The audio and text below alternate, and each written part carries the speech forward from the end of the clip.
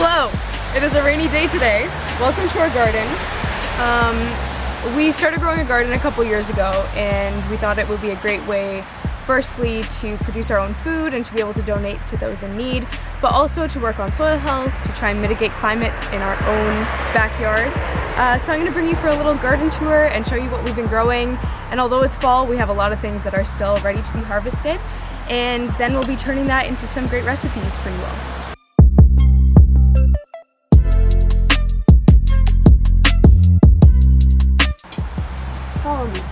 We put in drip irrigation this year because we're trying to be professional like that. And these are marigolds because they fend off pests, but they grew really tall and we don't know why that happened. So if anyone knows, feel free to help us out in that respect. For some reason, Japanese beetles love them. For information you don't need to know. This is our kale. It looks a little bit dead right now because we've kind of been over harvesting it. Anyway, so we're gonna be picking some kale today to make kale chips, as well as cabbage. Our milkweed patch, it looks very sad now. And that's where we've been raising monarchs. This is all filled with milkweed generally, where we're able to raise monarchs and release them out into nature so we can try and preserve their species before they go extinct due to pesticides and herbicides and industrialized agriculture and all those wonderful things.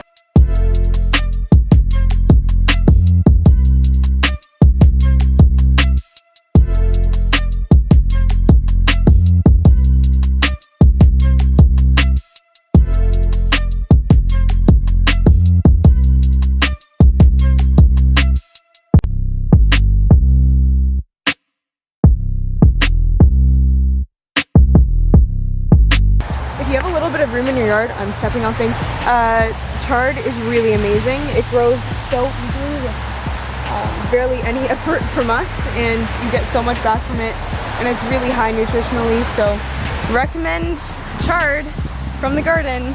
Okay, let's go pick cabbage.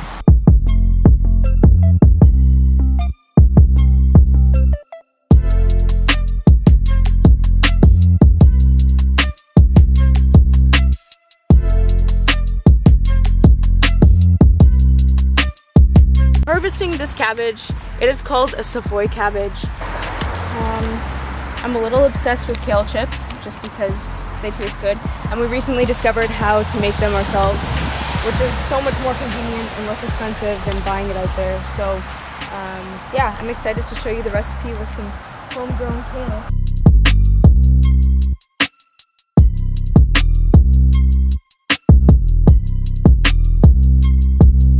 Alright, now we've got some of our kale, we've got our cabbage, so let's go inside and start this recipe. See you there. Hi everyone, I'm Rachel. Thank you for joining me today. I'm really excited to be showing you a kale chip recipe, and this is kale straight from my garden, which we just finished washing. So let's get into this recipe, and I'm excited to show you.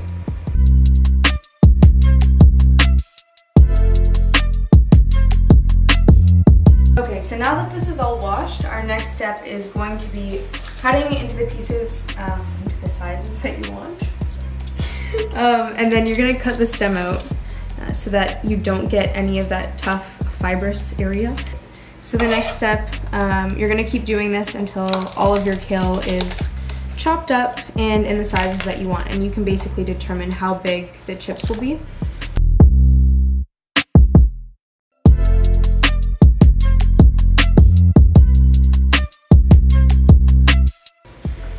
So the reason we grow so many of our own vegetables is because, first of all, the climate impact of our food is incredibly high, and that's such a huge issue. Currently, 1/3 of our food is wasted that is produced. So our goal is to try and produce as much of our own food during the summer months, and that way we don't contribute to a system that is wasting so much food that isn't able to feed a lot of people.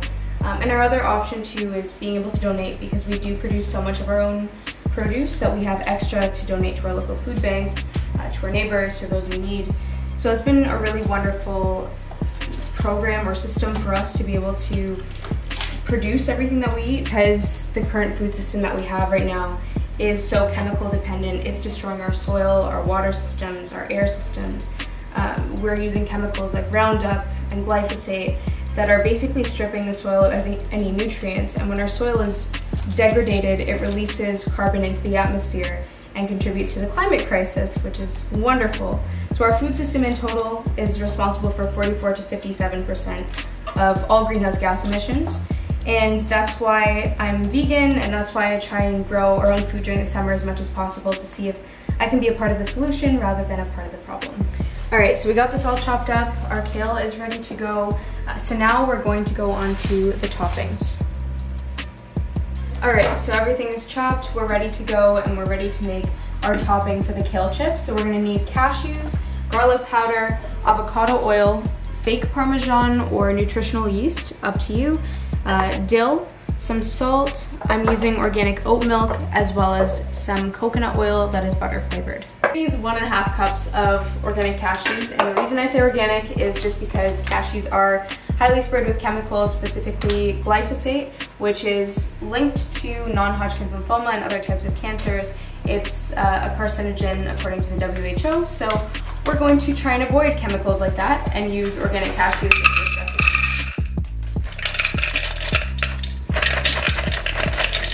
All right, we have 1.5 cups here of the cashews, and we're just gonna stick that in a food processor.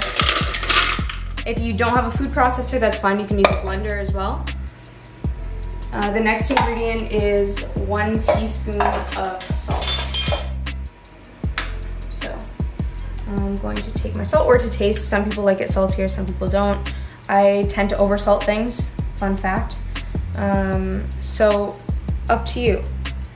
And then the next bit is 2 teaspoons of garlic powder, or 1 tablespoon. So I'm gonna use this. We made this from garlic actually, and dehydrated it in the oven because why not? When you have extra garlic, you can try doing it. It's kind of a fun, interesting experiment. Then I'm using 3 teaspoons of this dill.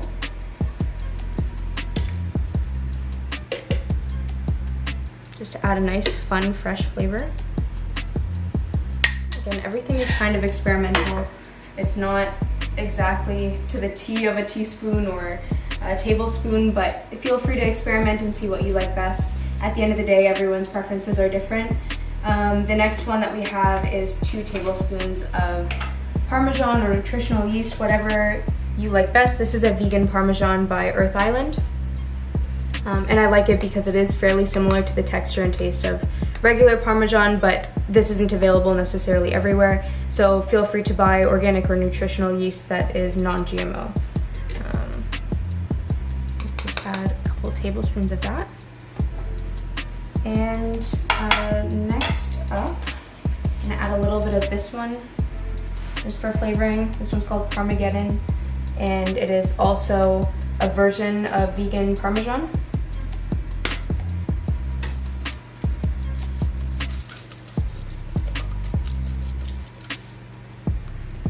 Okay. And next we're gonna add a couple tablespoons of avocado oil. This just helps the ingredients blend together and to be able to also stick to the kale.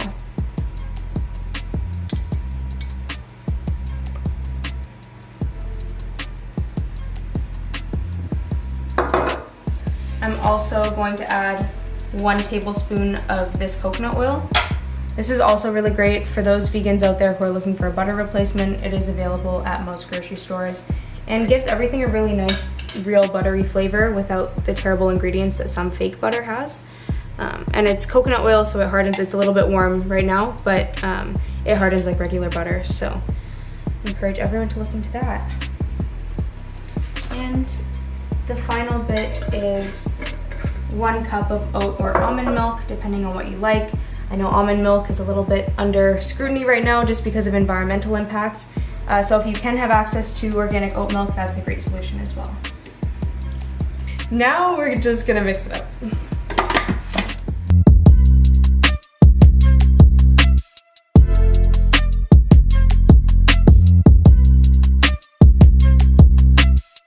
So now that it's blended, try it, see if the flavor is to what you like. You can always add more of certain ingredients or less of certain ingredients. It's good. So whatever you're feeling, at the end of the day, recipes have to be about what you like best. And that should conclude our mixing process. So the next part is adding this to our kale, getting it all ready, and then being able to put it in the oven.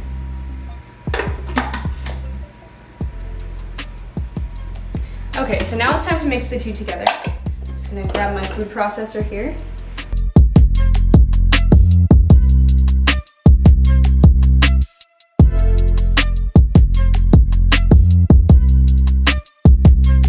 Okay, so once this is all mixed properly and everything is even, our next step is putting this on a baking pan in the oven. And we're gonna preheat the oven to 300 degrees and leave it there for about 10 minutes. Then you're gonna flip everything, make sure it all gets baked evenly.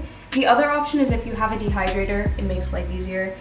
So if you have that at your disposal, feel free to do it at a dehydrator and however much time you see that it takes for it to dry up properly. But for those of us who don't, an oven is the best solution.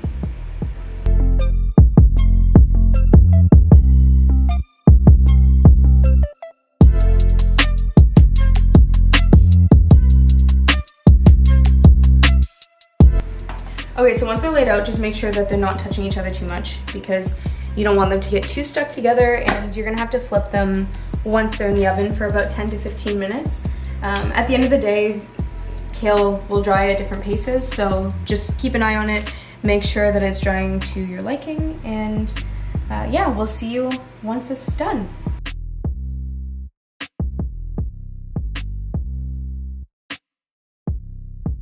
Okay, so we just took it out of the oven after 10 minutes and it's starting to dry up. You can see it's getting a little bit crispy already, but it is still somewhat soft. So what you're gonna wanna do is stick it back in the oven after flipping it and make sure that everything has an even cook for another 10 to 15 minutes. Okay, so these are the kale chips that we just took out of the oven and they turned out really well. I encourage everyone to try this. Also, if you have a dehydrator, I find that it does hold on to the flavor of the kale a little bit better. But either way, this is a really healthy, wonderful snack to have all the time. It's high in iron, high in lots of minerals and vitamins, which are really important in making sure that we're staying healthy as vegans. And so if you'd like to try this recipe, let me know what you thought of it. And make sure to like, subscribe down below, and follow me on all my channels. I'll make sure to link everything below.